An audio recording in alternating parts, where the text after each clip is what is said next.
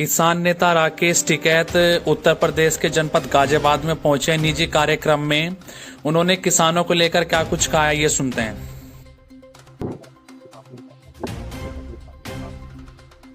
देखो, वो था एमएसपी गारंटी कानून के लिए, और जब तक एमएसपी गारंटी कानून नहीं मिले तो किसानों को नुकसान रहेगा। हमने ये कहा कि सरकारों को जितनी खरीद करनी है वो खरीद कर ले।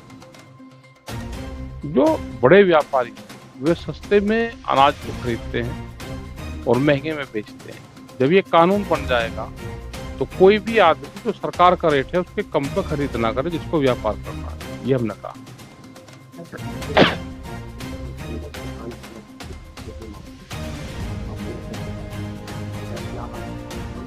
देखो, गन्ने की बेल्ट में गन्ने का एक बड़ा आंदोलन चल रहे हैं सब जगह। गन्ने के रेट बढ़ने चाहिए। चीनी के रेट सस्ते नहीं है, चीनी के रेट भी महंगे हैं, तो गन्ने का भाव भी बढ़ना चाहिए। गन्ने का भाव डिक्लेयर नहीं करा जी, नहीं, हमको नहीं मिला। मिलेगा तो हम जाएंगे। हाँ, उत्तर प्रदेश के सहारनपुर में सदर बाजार पुलिस व सर्विलांस टीम को बड़ी सफलता हाथ लगी है। पुलिस ने आरोपी को गिरफ्तार कर लिया है। मर्डर में इस्तेमाल सेंट्रो कार और मृतक के फोन के बरामद। हत्यारोपी ने दोस्त और उसकी पत्नी को मौत के घाट उतारा था। आपको बता दें कि अवैध संबंधों के शक में हुआ दोहरा हत्याकांड। हत्यारोपी को अपनी पत्नी और मृतक पर अवैध संबंधों का शक था। चुनहेटी बाईपास से किया गिरफ्तार। तस्वीर आपके सामने।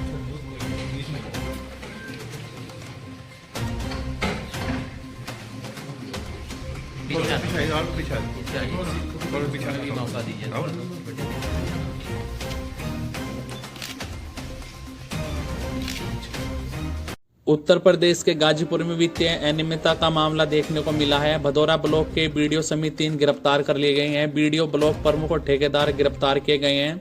तीनों ने मिली भगत कर भदौरा ब्लॉक में किया था 15 लाख का गबन। यह मामला आपको बता दें घेमर थाने में दर्ज हुआ था, जिसकी तस्वीर आपके सामने।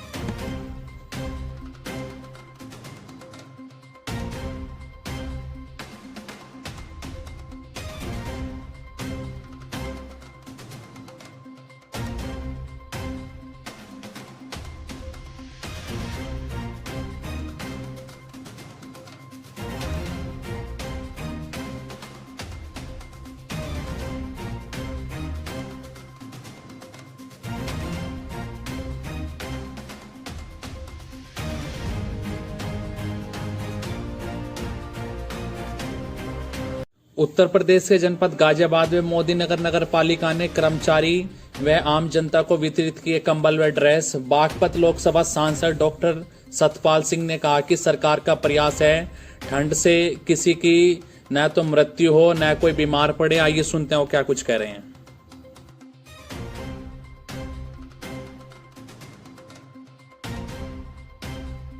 सारे देश और सारी दुनिया के अंदर विश्व हिंदी दिवस मनाया जा रहा है। सारे देश के अंदर विकसित भारत अभियान के लिए मोदी की गारंटी का रथ चल रहा है। और मोदी जी ने एक संकल्प किया कि 2047 तक इस देश की गरीबी हम खत्म करेंगे, देश की गंदगी खत्म करेंगे। इस देश के अंदर कोई व्यक्ति ऐसा न बचे जिसके सिर पर छत न हो, जिसके घर में गैस न हो, जिसके घर में शौचालय न हो, बिजली न हो या पाइप वाला जल न हो।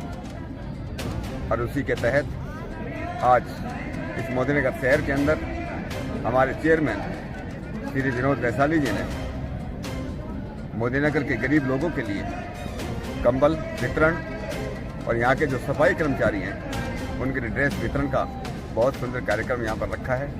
और शायद पहली बार हमारे सफाई कर्मचारियों को जूते और ड्रेस, एक ऐसी ड्रेस, एक ऐसे जूते जो न केवल इस मौसम के लिए लेकिन आगे आने वाले कई वर्षों तक जो उनका साथ देंगे और अच्छी सफाई कर सकेंगे। ये कार्यक्रम उन्होंने रखा है, इसलिए मैं अपनी तरफ से सारे मोदीनगर की जनता की तरफ से मैं उनका अभिनंदन करता हूँ और साथ ही साथ इस देश के यशस्वी प्रधानमंत्री मोदी जी का आभार व्यक्त करता हूँ, उनका अभिनंदन करता हूँ कि उनके राज्य में जिस प्रकार से सारी दुनिया विश्व योग दिवस मना रही है, इसी प्रकार से सारी दुनिया आज विश्व हिंदी दिवस ही मना रही है। आगे आने वाला समय भारत का होगा।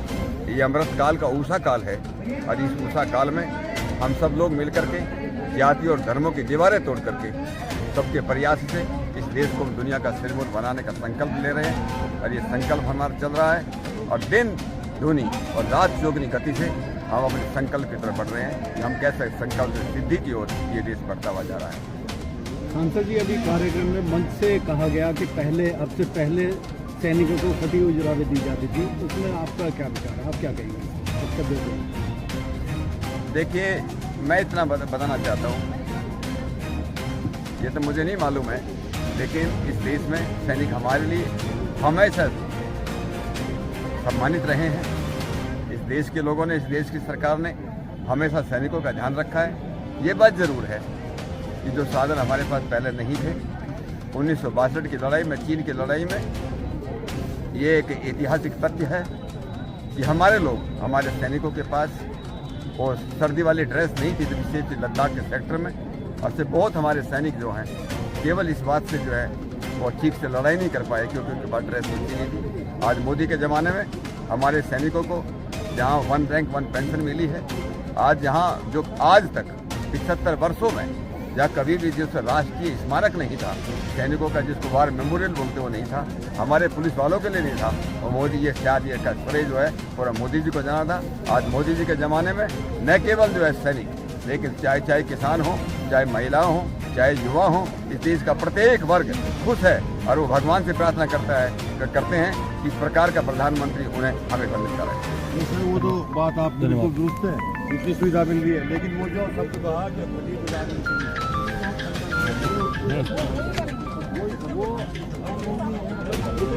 उत्तर प्रदेश के मुख्यमंत्री योगी आदित्यनाथ आज बरेली में पहुंचे हैं। उनका कहना है कि आज उत्तर प्रदेश में कर्फ्यू नहीं लगता है, ये नया उत्तर प्रदेश है। आइए सुनते हैं वो क्या कुछ और कह रहे हैं।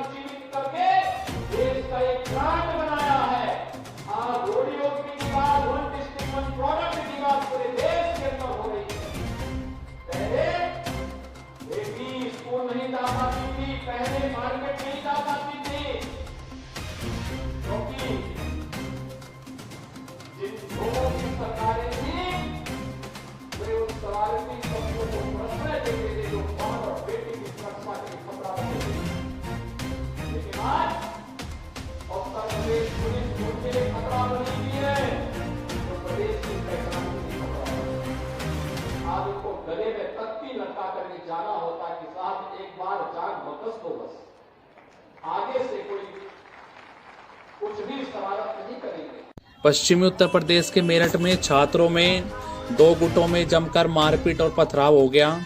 आपको बता दें, वर्चस्व को लेकर आपस में भिड़े छात्रों के दो गुट, राहगीरों ने अपने वाहन हाईवे पर छोड़ लगाई दौड़।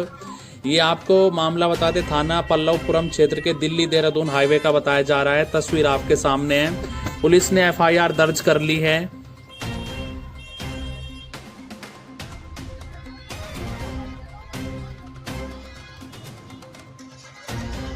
उत्तर प्रदेश के नोएडा से खबर है। सरिया माफिया रवि काना को लेकर बड़ी कार्रवाई हुई है। एक साल में 100 करोड़ का टर्नओवर भी किया जब्त पुलिस ने। रवि काना के 2.5 करोड़ रुपए भी किए गए फ्रीज। रवि काना की लेन देन की डायरी में कई अफसरों के नाम मिले हैं। डायरी हार्ड डिस्क से काना को संरक्षण देने वालों में हड़कंप मच गया है। अफसरों व नेताओं को मोटी रकम देता था रवि काना। पुलिस ने अभी तक अफसरों नेताओं से नहीं की पूछताछ। रवि काना पत्नी महिला मित्र की पुलिस कर रही है तलाश। 300 करोड़ से अधिक की संपत्ति कर चुकी है जब्त पुलिस। 108 फीट लंबी धूमबत्ती गुजरात से पहुंची बाराबंकी उत्तर प्रदेश में। फूलों से हुआ स्वागत। देर रात सैकड़ों लोगों ने धूमबत्ती से किया स्वागत। जय श्री राम के लगाए नारे। गुजरात के वडोदरा से 108 फीट लंबी धूपबत्ती ले जाई जा रही है अयोध्या में। आपको बता दें, जैदपुर के अहमदपुर टोल प्लाजा पर लोगों ने किया स्वागत। तस्वीर आपके सामने।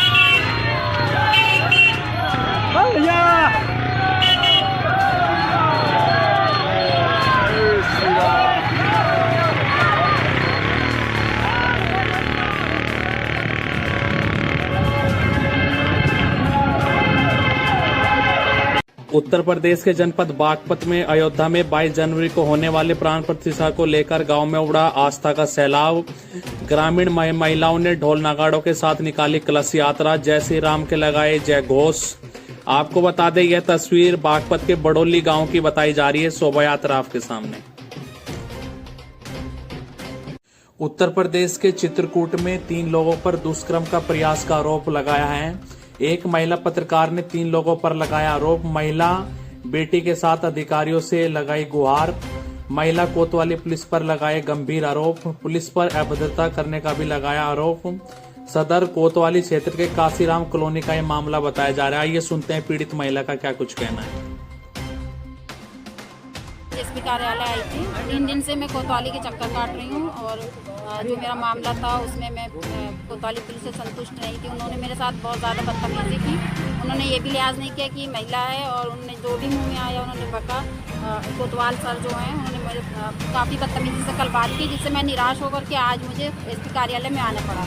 घटना ये है कि 22 तारीख को मैं यहाँ से गई थी अपनी छोटी बेटी को छोड़ करके, क्योंकि दिसंबर में हमारी कुछ दिन छुट्टियाँ होती हैं। तो मैं चित्रकूट में रहती थी। 7-8 साल मैंने काम किया। फिर इसके बाद मैं अभी इस टाइम 1 साल से झांसी में काम कर रही हूँ।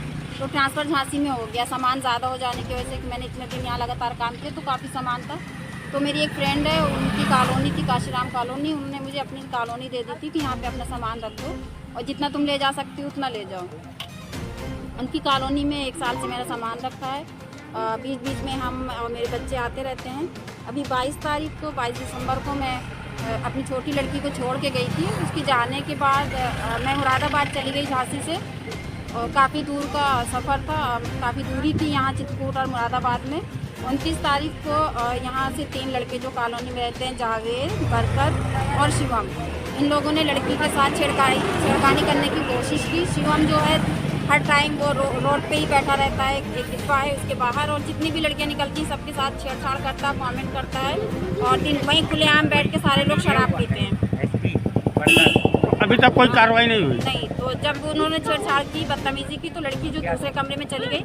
लड़की से तो कुछ नहीं कर पाए वो, लेकिन 5,000 रुपये रखे थे मेरी सेफ उस पहले वाले कमरे में थी, उससे 5,000 रुपये निकाले और वो चले गए। और उन्होंने सोचा कि कहीं कोई मामला ना बन जाए।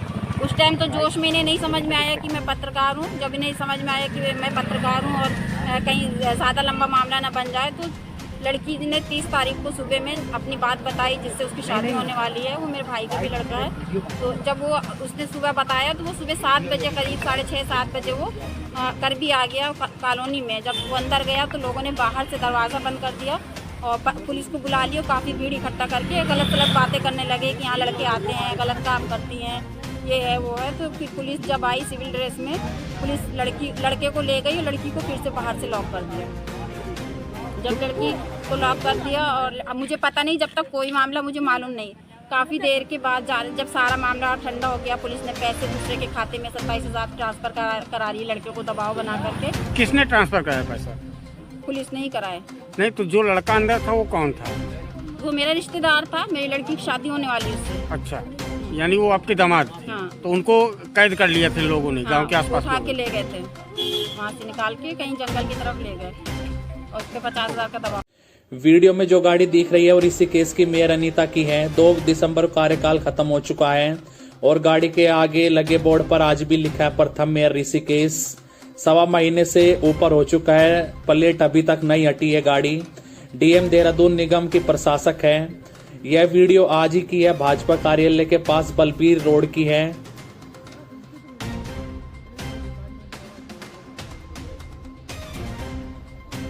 उत्तर प्रदेश ग्रेटर नोएडा में 25,000 का इनामी गिरफ्तार हुआ। बुलेट प्रूफ गाड़ी संग बदमाश रवि गिरफ्तार हुआ। माफिया सिंगराज भाटी गैंग का सक्रिय बदमाश है। तस्वीर आपके सामने।